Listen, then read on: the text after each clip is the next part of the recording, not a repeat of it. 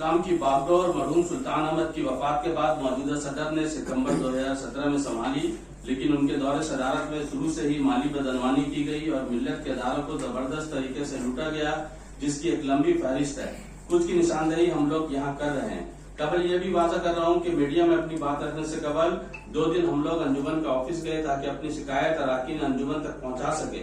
जब ये मुमकिन नहीं हुआ तो 19 जून को हम लोगों ने एक लेटर ऑफिस में जमा किया कि आप लोग अपने वक्त के मुताबिक हम लोग से मुलाकात करें, लेकिन बजाय हम लोग की शिकायत सुनने के मैनेजिंग कमेटी ने 20 जून को प्रेस कॉन्फ्रेंस के जरिए न सिर्फ अपनी सफाई दी बल्कि हम लोगों पे इल्जाम तराशी भी की गई कि मिली अदारा अंजुमन मुफीदुल इस्लाम को बदनाम करने की कोशिश कर रहे हैं। यहाँ अंजुमन को बदनाम नहीं किया जा रहा है, बल्कि अंजुमन में जो लुटेरे हैं उससे अंजुमन को पाक किया जा रहा है। 2020-21 माली साल के ऑडिट से लेकर 2023-24 माली साल के ऑडिट तक किसी भी साल के ऑडिट रिपोर्ट में ऑडिटर ऑब्जर्वेशन रिपोर्ट नहीं दिया गया है। ऐसा सिर्फ इसलिए किया गया कि मेंबरान व अवाम को अंजुमन की माली बदनवानी का इल्म न हो। 2024-25 माली साल का ऑडिट रिपोर्ट अभी तक एजीएम में पेश नहीं किया गया है, जिससे मौजूदा कमेटी की कारकर्दगी का अंदाजा लगाया जा सकता है।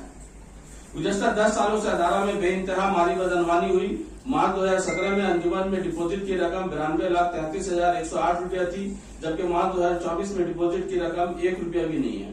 डिपॉजिट की रकम को बगैर रिजर्वेशन के कैश कराया गया है।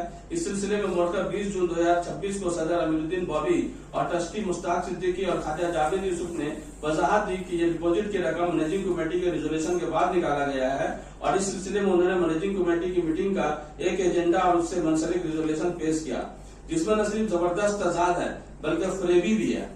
मोरका 6 दिसंबर 2017 की मीटिंग का एजेंडा नंबर 5 में लिखा हुआ है कि तमाम बैंक अकाउंट में दस्तखत कुलंदगान का दस्तखत तब्दील किया जाए, जबकि एजेंडा में 5 नंबर के रिजोल्यूशन में लिखा है कि फिक्स डिपॉजिट की रकम को निकाल कर करंट अकाउंट में डाल दी जाए। इस तरह ये रिजोल्यूशन ही फैब्रिकेटेड है। जब इतनी अहम बात फिक्स डिपॉजिट को खत्म करने की एजेंडा में ही नहीं है तो रिजोल्यूशन में कैसे आ गया, और न ही इस एजेंडा तो किसी भी मेंबर की राय दर्ज है। अंजुमन में मीटिंग के बाद मनमानी रिजोल्यूशन लिखे जाने की रिवायत रही है और यहाँ यह साबित हो गया। इस तरह मनमानी तरीके से फिक्स डिपॉजिट की रकम को तोड़ा गया, जबकि कानून तो यह है कि फिक्स डिपॉजिट को तोड़ने के लिए एजेंडा में लाना पड़ता है। साथ ही साथ इस रकम को कहाँ इस्तेमाल किया जाएगा इसका भी प्रपोजल एजेंडा में मौजूद रहना चाहिए, और अगर ऐसा नहीं है तो ये गैर कानूनी है। सदर अमीरुद्दीन बॉबी ने मसबाउल साहब का हवाला देकर कहा कि ज़कात की रकम को फिक्स डिपॉजिट नहीं करना चाहिए। क्या सदर को यह नहीं मालूम कि ज़कात की फिक्स की हुई रकम से इमारत की तामीर नहीं होती? फिर आप लोग ने किस तरह ज़कात की रकम को बिल्डिंग बनाने में इस्तेमाल किया? 19-20 माली साल के ऑडिट रिपोर्ट में ऑडिटर ने लिखा है कि अली इंटरप्राइज को 20 लाख रुपए किसी बिल के बगैर किसी टीडीएस काटे हुए दिए गए हैं, जो कि माली ज़ाब्ते की खिलाफ वर्जी है। सवाल यह है कि अली इंटरप्राइज कौन है, इसका मालिक कौन है, किसकी ईमा पे इस तरह की माली बेज़ाब्तगी की गई है, इस तरह के माली बेज़ाब्तगी के लिए क्या रिजर्वेशन लिया गया। इस सिलसिले में मोरका 20 जून 2026 को सदर अमीरुद्दीन बॉबी ने बयान दिया कि अली इंटरप्राइज को टेंडर के जरिए मैनेजिंग कमेटी के रिजर्वेशन के बाद काम दिया गया है, जो कि सरासर झूठ पर मबनी है, जिसका ये मैनेजिंग कमेटी के तमाम पुराने मेंबरों का है। सवाल यह है कि अली इंटरप्राइज कौन है, इसका मालिक कौन है। तो मैं इस प्रेस कॉन्फ्रेंस के जरिए आप लोग को बता रहा हूँ कि अली इंटरप्राइज का मालिक शहबाज अली अहमद है, जो कि अंजुमन के सदर अमीरुद्दीन बॉबी का कजन भाई है। क्या किसी अदारे का सदर बगैर किसी मीटिंग एजेंडा और रिजोल्यूशन के अपने रिश्तेदार को अदारे की बिल्डिंग बनाने या मटेरियल सप्लाई का काम दे सकता है? एक ईमानदार सदर बिल्कुल नहीं। ट्रस्टी मुश्ताक सिद्दीकी, नायब सदर ख्वाजा जावेद यूसुफ और सदर अमीरुद्दीन बॉबी साबित करे कि अली इंटरप्राइज को टेंडर करके एजेंडा के तहत रिजोल्यूशन लेकर 31 नंबर मुफ्ती इस्लाम लाइन के अंजुमन की बिल्डिंग को बनाने का काम दिया गया। 20 जून के प्रेस कॉन्फ्रेंस में अली इंटरप्राइज का 20,99,958 रुपया का फैब्रिकेटेड बिल भी पेश किया गया है। सदर साहब, नकल के लिए अकल की भी जरूरत पड़ती है। सदर साहब ने खुद कहा था कि कई लोगों के साथ मिलकर 3 दिन की अंतिम मेहनत के बाद ये पेपर तैयार हुआ है, लेकिन जाली तो जाली ही होता है। अगर दस्तावेज मौजूद होते तो 3 दिन की मेहनत नहीं करनी पड़ती, फाइल निकालते और प्रूव कर देते हैं। सदर ने अली इंटरप्राइज का 20,99,958 रुपया का 26 अप्रैल 2019 का बिल 20 जून 2026 को पेश किया है, जबकि उसके साथ लगे हुए तमाम चलान गुज़श्ता साल 18-19 का है। बिल 19-20 का है और चलान जो लगा है वो 18-19 का है। ऑडिटर ने अपने 27 नवंबर 2020 की रिपोर्ट में लिखा है कि अली इंटरप्राइज को बगैर किसी बिल के बगैर टीडीएस काटे हुए 20 लाख रुपया अदा किया गया है। जहां तक 25 मार्च 2021 को जब एजीएम होता है तो उस एजीएम को ऑडिट रिपोर्ट में पेश किया जाता है, तब भी बिल नाजायज है तो बिल पेश नहीं किया गया। लेकिन जब बदनवानी के खिलाफ आवाज उठाई जाती है तो 3 दिन में बिल तैयार हो जाता है। क्या मैनेजिंग कमेटी ने कभी एजेंडा के तहत एडिटर की जो निशानदेही की गई है कि बिल नहीं है, उस पर कोई रिजोल्यूशन लिया है? ट्रस्टी मुश्ताक सिद्दीकी साहब, नायब सदर खादा जावेद यूसुफ और सदर अमीरुद्दीन बॉबी ने बारहा कहा कि अंजुमन अली इंटरप्राइज को जीएसटी भी अदा किया है। क्या अली इंटरप्राइज जीएसटी की रकम लेने का हक रखता है? नहीं, बिल्कुल नहीं, क्योंकि अली इंटरप्राइज का जीएसटी में रजिस्ट्रेशन मैन पावर सप्लाई और कंस्ट्रक्शन के कारोबार का है। फिर वो बिल्डिंग मटेरियल सप्लाई के सिलसिले में बिल कैसे इशू कर सकता है? हम लोगों ने बिल और रजिस्ट्रेशन का उसको जो है आपको अटैच करके दिया है। क्या मैनेजमेंट ने जीएसटीआर और जीएसटी 3 भी चेक करके पेमेंट किया है? Income tax, GST, TDS, trust rule और बगैर किसी टेंडर के 20 लाख से जायद रकम अदालत के एफडी से अदा किया गया, जबकि 50 लाख सदर ने अपनी कंपनी आर्सेनल टेबल से अदा किया है और एमपी एमएलए के लेट फंड का बड़ा हिस्सा का पेमेंट भी अली इंटरप्राइज को ही किया गया। इस तरह कुल 1,40,99,958 रुपया 31 नंबर मुफ्ती इस्लाम लैंड की बिल्डिंग बनाने में खर्च हुआ, जिसमें तकरीबन तमाम रुपया सिर्फ एक ही कंपनी अली इंटरप्राइज को अदा किया गया, वो भी तमाम माली जाब्तों को बालाए ताक रखते हुए। यहाँ मैं वादा कर रहा हूँ एमपीएमएलए फंड के लीड फंड के पेमेंट का हिसाब अभी मैं नहीं दे रहा हूँ, इसलिए कि कॉर्पोरेशन में जो तब्दीली हुई है तो वो मुकम्मल हिसाब हम तक नहीं पहुंच पाया है। इंशाल्लाह वो भी जल्दी आप लोग के सामने पेश कर दूंगा। अब सवाल यह है कि अली इंटरप्राइज का मालिक शहबाज अली अहमद ही है या वो सिर्फ दिखावे का मालिक है? असल मालिक अमीरुद्दीन बॉबी ही है।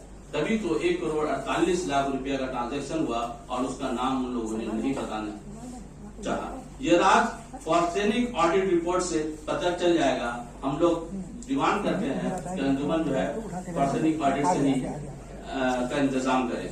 19-20 माली साल के ऑडिट रिपोर्ट में ऑडिटर ने मुसलसल माली बदनवानी का तस्करा किया, जिसके नतीजे में बदनवान मैनेजमेंट ने ऑडिटर को बदल दिया और एक ऐसे ऑडिटर को मामूर किया जो अपने उम्र की ज्यादती की वजह से काम नहीं कर पाते और उनका एक ऑफिस स्टाफ सिर्फ एक दिन अंजुमन में आकर रिपोर्ट तैयार करता है, जिससे यकीनन शफाफियत की उम्मीद नहीं की जा सकती। मार्च 2024 के रिपोर्ट में करंट एसेट की रकम 3,98,814 रुपया थी, जबकि करंट लायबिलिटीज की रकम 43,14,861 रुपया दर्ज है। इस तरह अंजुमन 39,16,047 रुपया खसारे में चल रहा है मार्च 2024 में। उसके बाद मार्च 2025 का हिसाब अब तक नहीं दिया गया है, मार्च 2026 का भी हिसाब अब तक नहीं दिया गया है। अल्लाह जाने कितना खसारे में अंजुमन चल रहा है।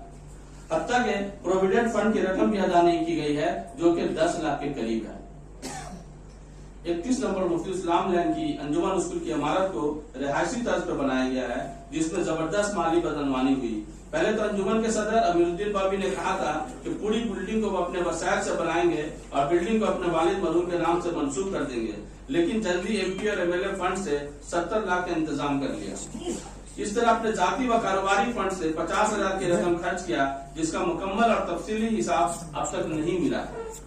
28,30,000 की रकम फिक्स डिपॉजिट से भी 31 नंबर अंजुमन रोड में दी गई, जो कि न देने की बात थी। मैनेजमेंट के मुताबिक कुल रकम 70 लाख रुपया एमपीएमएलए फंड से, 50 लाख रुपया प्रेसिडेंट के फंड से और 28,39,000 रुपया यानी कुल 1,48,39,000 रुपया खर्च किया है। लेकिन इसके बावजूद मुखैर हजरात ने तरह तरह से ताउन किया, जिसके बारे में सदर अमीरुद्दीन बॉबी ने कहा कि अंजुमन अदारा है, जिसने जो चाहा वो दिया। ऐसा नहीं है, वो गलत बयानी से काम कर रहे हैं। जब अंजुमन की तामीर हो रही थी तो किसी ने ढलाई करवाया, किसी ने मटेरियल दिया, जैसा उन्होंने किसी से पूछा, किसी से मांगा, उस तरह की चीज दी गई, लेकिन इसका तफसीली बयान वो नहीं दे रहे हैं।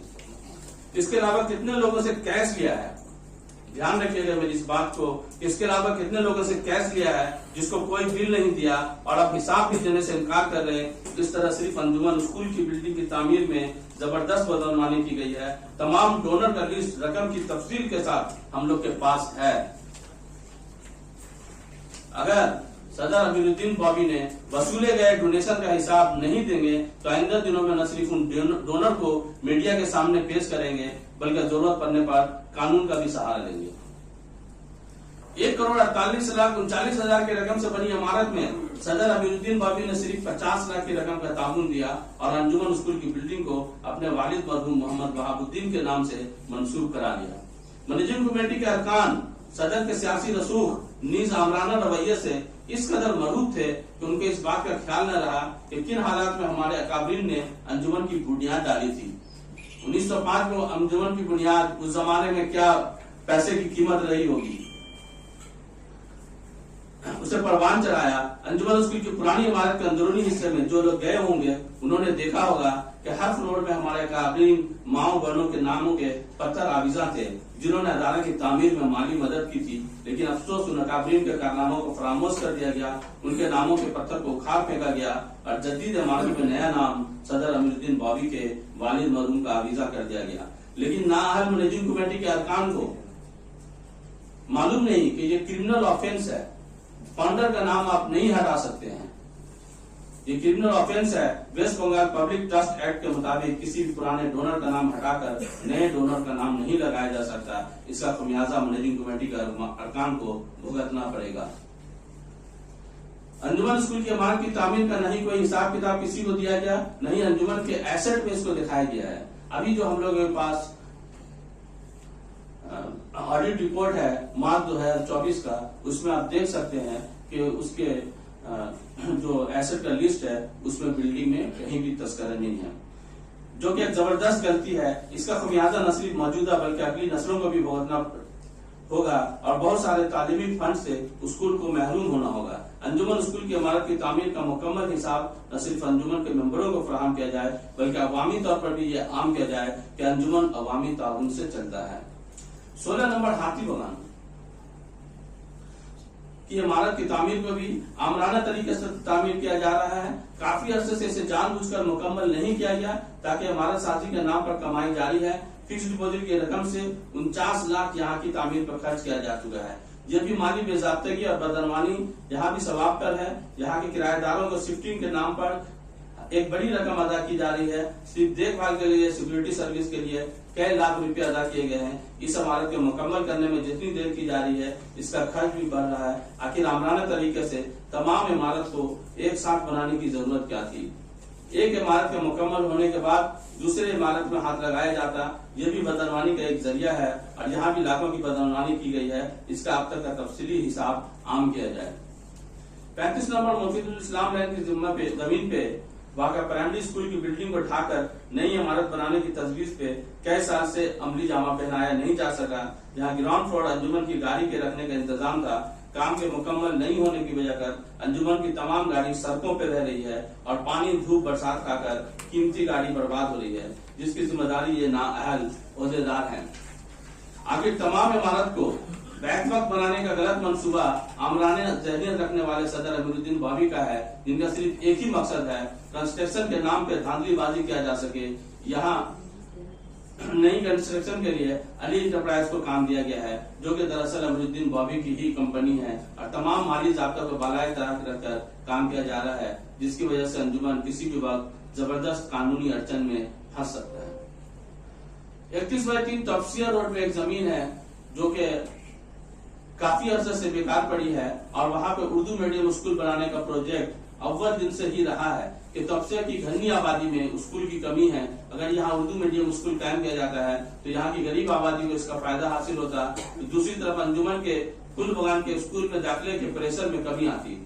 इस स्कूल के प्रोजेक्ट को जंगी पैमाने पर लेने के बजाय सर्द महरी का मुजाहरा किया गया और दूसरी तरफ बगैर किसी मंसूबे के वहाँ 15,44,000 की लागत से अल्बेस्टर शेड वाला स्ट्रक्चर बनाया गया है कि मॉन्टेसरी स्कूल चलाना है, जो कि कभी भी अंजुमन के मंसूबे में शामिल नहीं था और उसमें भी मनमानी तरीके से फिक्स डिपॉजिट की रकम का इस्तेमाल किया गया और माली बेजाब्तगी यहाँ भी अपने अरोज पे है। सबसे अहम जो है 7 नंबर नॉर्थ रेंज का कट्टा 17 की जमीन जो 10 कट्टा से जायद है, उसको आमराना तरीके से ज्वाइंट वेंचर के लिए पार्टनरशिप फर्म को दिया गया, जिसके लिए एक्स्ट्रा ऑर्डिनरी जनरल मीटिंग 5 नवंबर 2023 को किया गया, जिसमें गैर मुनसिफाना तरीके से 10 कट्टा से जायद जमीन को ज्वाइंट वेंचर में सिर्फ 2 करोड़ और 700 स्क्वायर फीट जगह के बदले में दिया गया, जबकि 10 कट्टा जमीन की कीमत 7 से 8 करोड़ तक होती है और ज्वाइंट वेंचर प्रमोटिंग की रकम अलग से होता है। इस तरह ये ज्वाइंट वेंचर एग्रीमेंट मुकम्मल तौर से अंजुमन के साथ बेईमानी है और इसमें सदर अमीरुद्दीन बॉबी, सेक्रेटरी इकबाल हयात खान, नायब सदर ख्वाजा जावेद यूसुफ और ट्रस्टी मुश्ताक सिद्दीकी का जाती मुफाद छुपा हुआ है। इतने कम कीमत पे अपने दरीना साथी मोहम्मद गियासुद्दीन के साहबजादे मोहम्मद मराद की company Anabia group of companies को क्यों कर दे दिया गया? उन लोगों का ये भी माली मुफाद छुपा हुआ है। वो तो किसी मुसीबत के फौरी आ जाने की वजह से इस ज्वाइंट वेंचर पे अनाबिया ग्रुप ऑफ कंपनीज अमली जामा नहीं पहुंचा सका, जबकि बयाना की रकम सिर्फ 6 लाख की अंजुमन को दी गई। इस मामले में जबरदस्त बेईमानी की गई है, लेकिन कुदरत को कुछ और ही मंजूर है। अंजुमन की सेंट्रल कलकत्ता की जमीन अगर रहेगी तो मुस्तकबल में इस पर कुछ मिली काम किया जा सकता है, जिसके लिए वाकिफ ने अपनी जमीन वक्फ की थी। इसलिए अगर एग्रीमेंट को मंसूख किया जाए ताकि सदर, सेक्रेटरी और दीगर लोगों की बेईमानी को रोका जा सके। इस सिलसिले में ट्रस्टी मुश्ताक सिद्दीकी और सदर अमीरुद्दीन बॉबी ने मीडिया के सामने सफाई में दरोग बयानी से, झूठ से काम लिया और बार बार अल्लाह की कसम खाते हुए दिखाई दिए। उन लोगों ने कहा कि जमीन पे गासमाना कब्जा है, वहीं इस बात का इकरार किया कि कानूनी जंग अंजुमन के जीत जाने के बाद गासमाना कब्जा करने वाले लोग इंतसार पसंदी का मुजाहरा कर रहे हैं, जिसकी बिना पर इस जमीन को पहले फरोख्त करने का फैसला किया गया, फिर ज्वाइंट वेंचर के लिए दे दिया गया।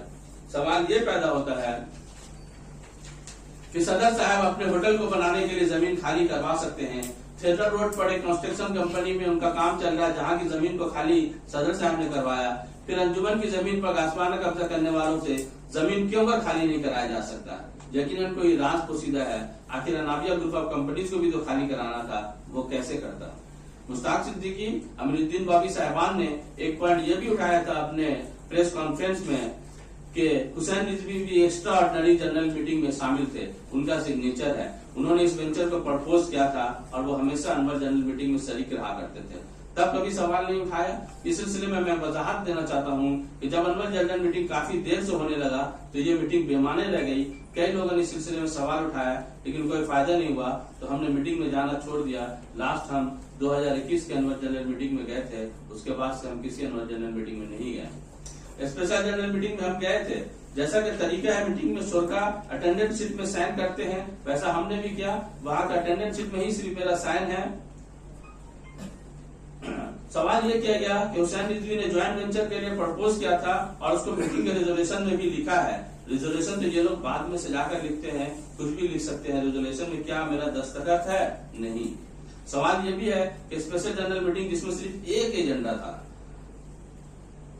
इस मीटिंग में कोई लाख मेंबर कैसे प्रपोज कर सकता है? जिस जनरल मीटिंग में सिर्फ एक एजेंडा है कि हमको इस जमीन को ज्वाइंट वेंचर के लिए देना है, फिर उसमें एक आम जनरल मेंबर या लाख मेंबर प्रपोज नहीं कर सकता है, ये बात बिल्कुल गलत है। मैंने उस मीटिंग में 2 सवाल उठाए थे और कीमत मुनासिब नहीं है, ये सवाल किया था। और दूसरा, ज्वाइंट वेंचर में लीज रजिस्ट्री अंजुमन को करना पड़ेगा कि ये वक्फ की भी जमीन है, इसमें कानूनी व मालियाती अड़चन पेश आएगा। मेरे 2 सवालों में से एक को मिनट बुक में जगह दी गई और दूसरा अहम सवाल कीमत के ताल्लुक था, उसको जानबूझकर फरामोश कर दिया गया। रोहिंग्या के लिए जो आम कलेक्शन हुआ उसका भी कोई तफसीली हिसाब अवाम को और मेंबरान को नहीं दिया गया, नहीं बुक्स ऑफ अकाउंट में उसकी तफसील दी गई कि किन लोगों ने कितना रुपया दिया, कितना कलेक्शन हुआ, कहाँ से पैसा आया। लॉकडाउन में भी एक बड़ी रकम कलेक्शन की गई और जरूरतमंदों में अजनास की भी तकसीम हुई, लेकिन इसका कोई हिसाब किताब नहीं किया गया, जबकि शफाफियत के लिए लाजिम था कि किन लोगों ने कितना ताउन किया और किस मद में कितना खर्चा हुआ। इसकी तफसील अवाम के सामने पेश की जानी चाहिए कि इस काम के लिए अवाम ने दिल खोलकर ताउन दिया। लेकिन इस मामले में भी बदनवानी अपने अरोज पे थी और तमाम मुअज़्ज़ज़ अहदेदारों को भी इसका इल्म होने नहीं दिया गया। बहुत सारे लोगों ने हमारे इलाके के लाखों रुपया करके, एक लोगों ने लाखों लाख रुपया दिया है। खुद हमारे अंजुमन के सदर रजा तुद्दार साहब, उन्होंने बिस्मिल्लाह किया और एक मुश्त 5 लाख रुपया दिया, लेकिन सदर साहब हमारे अमीरुद्दीन बॉबी ने किसी का भी नाम और कोई हिसाब नहीं दिया कि कितना पैसा लॉकडाउन में वसूल हुआ। अंजुमन इलाके में एक लॉ कॉलेज की तामीर करेगी, ये उन्होंने ऐलान किया था और इसके लिए इलाके के मुखय्यर हजरात से कई लाख रुपए कलेक्शन किए गए, इसका भी कोई हिसाब नहीं है। एक बहुत ही अहम सवाल है कि अमीरुद्दीन बॉबी को अंजुमन चलाने के लिए दिया गया था, अंजुमन को फरोख्त करने के लिए नहीं। 20 नंबर नूर अली लैंड की इमारत जिसमें अंजुमन का हेड ऑफिस है और बेशतर फलाही काम यहाँ से चलता है। साथ ही साथ इस छोटी सी जगह में बनी बिल्डिंग में 68 से 4 स्कूल चलते हैं। मॉर्निंग में प्राइमरी, सेकेंडरी और हायर सेकेंडरी, डे में अलग से प्राइमरी, सेकेंडरी और हायर सेकेंडरी स्कूल चलता है, जिसमें बड़ी तादाद में बच्चियां तालीम हासिल करती है। इन सब के बावजूद आमराना तरीका से सदर अमीरुद्दीन बॉबी ने एक दुकान की जगह निकाली है, जिसमें आप लोग देखेंगे कि शटर लगा हुआ है। इस दुकान को पहले 50,000 में लीव लाइसेंस के तौर पर देने की बात थी 11 महीने के लिए। बाद में किसी MS इंटरप्राइज से 30,000 रुपया माहाना के बाद लीज पर दिया गया है। आप अंजुमन के हेड ऑफिस में वहां साइड से एक दुकान निकालते हैं और उसको लीज पर दे देते हैं। आपको इसलिए तो अंजुमन नहीं दिया गया है, आपको अंजुमन चलाने के लिए दिया गया है। वक्त की प्रॉपर्टी को सेल करने का सबसे आसान तरीका लीज में देना है। आप सेल डीड नहीं कर सकते हैं, लीज का डीड कर सकते हैं। सवाल यह होता है कि अंजुमन की जगह को क्यों लीज पे दिया गया? क्या अंजुमन किसी का जाती मिरास है कि जब चाहे उसको लीज पे दे दिया जाए, जब चाहे फरोख्त कर दिया जाए? सदर अमीरुद्दीन बॉबी को अंजुमन चलाने के लिए दिया गया है, अंजुमन को फरोख्त करने के लिए नहीं, जहां भी कानूनी व माली ज़ाब्ता को बालाए ताक रखा गया। सोसाइटी एक्ट के असूल व ज़ाब्ते के मुताबिक हर साल अक्टूबर-नवंबर तक तमाम रजिस्टर्ड अदारों और तंजीमों को अपने सालाना ऑडिट रिपोर्ट को सोसाइटी रजिस्ट्रार और इनकम टैक्स के पास जमा कराना लाजमी होता है। इसका मतलब है हर माली साल का ऑडिट रिपोर्ट अक्टूबर के महीने तक ऑडिट करके इनकम टैक्स और सोसाइटी रजिस्ट्रेशन में जमा करना होता है, और जमा करने से पहले रिपोर्ट को जनरल बॉडी से मंजूर कराना लाजमी होता है। लेकिन मैनेजमेंट इसमें गुज़श्ता 10 साल से बिल्कुल नाकाम है। अंजुमन मुफ्ती इस्लाम में इस मामला इसके बिल्कुल बरअक्स है। सोसाइटी रजिस्ट्रार और इनकम टैक्स ऑफिस में रिपोर्ट जमा कराने के 10 महीने, साल भर या फिर उससे ज्यादा बाद भी ये रिपोर्ट जनरल बॉडी से मंजूर कराई जाती रही है, जो कि गैर कानूनी है। और जब भी एडमिनिस्ट्रेशन को मौका मिलेगा, अंजुमन को भारी कीमत इसकी अदा करनी पड़ेगी।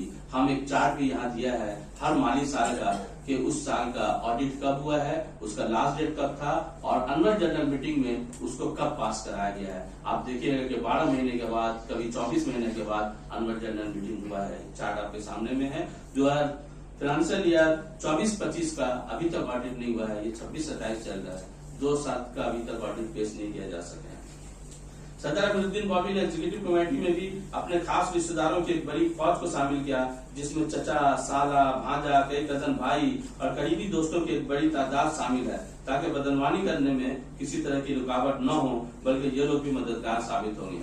हम लोगों ने अटैच में अंजुमन का एग्जीक्यूटिव कमेटी का लिस्ट भी आपको दिया है। आप लोग तफसील से उसको देख सकते हैं कि कौन लोग क्या है।